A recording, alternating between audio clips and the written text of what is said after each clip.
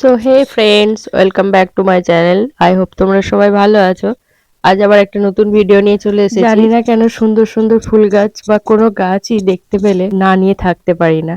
তো রাস্তার ধারে এক কাকু দেখলাম অনেক রকমের গাছ নিয়ে বসে আছে, তার মধ্যে এই দুটো চন্দ্রমল্লিকার গাছ নিলাম।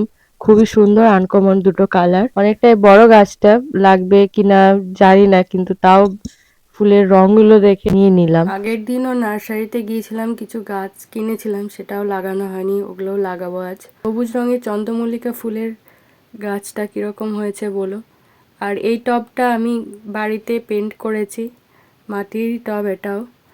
তো কালো রং দিয়ে তারপর একটা ইয়েলো কালারের ফ্লাওয়ার এঁকে এটাকে একটু রঙিন করে নিয়েছি।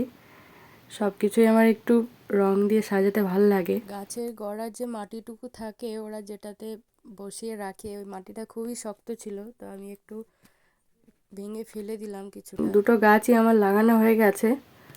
ফুলগুলো তো খুবই সুন্দর লাগছে। দুটোর কালার কীরকম হয়েছে তোমরা জানিও। এক গার্জেনিয়া ফুলের গাছও এনেছিলাম, ওটাও লাগিয়ে দিয়েছি। ওটারও অবস্থা খুব খারাপ, লাগবে কিনা জানি না। তারপর গতকাল এই ডায়ান্থাসটা নিয়ে এসেছি। ডায়ান্থাস আমার কাছে গত বছরের গাছগুলো এখনো, সেগুলো তো আবার ফুল দিচ্ছে এই বছর। তো এই ফ্লাওয়ারটাও আমার খুব পছন্দের, তো এটা লাগিয়ে নিলাম। আর এই হাঁড়িটা আমার বাড়িতেই ছিল, এটাতে আমি পেন্ট করেছি, সুন্দর ফ্লাওয়ার এঁকে সুন্দর করে সাজিয়েছি। তো মাটি রেডি করে নিয়েছি। এরপর এতে হোয়াইট রঙের একটা ভারবেনা লাগাবো আমি।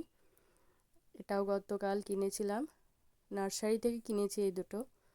তো এগুলোর মাটিগুলো এখন ফেলবো না, মাটি সহ পুরোটাই লাগিয়ে দেবো, মাটিটা নরম আছে খুব। তো ভারবেনাটা আমার লাগানো হয়ে গেছে, এই হাঁড়িটাতে লাগিয়েছি, কীরকম লাগছে দেখতে তোমরা জানিও। সো বাই ফ্রেন্ড, হচ্ছে নেক্সট ভিডিওতে। ভিডিওটি ভালো লাগলে একটি লাইক করে দিও আর চ্যানেলটি সাবস্ক্রাইব করে দিও।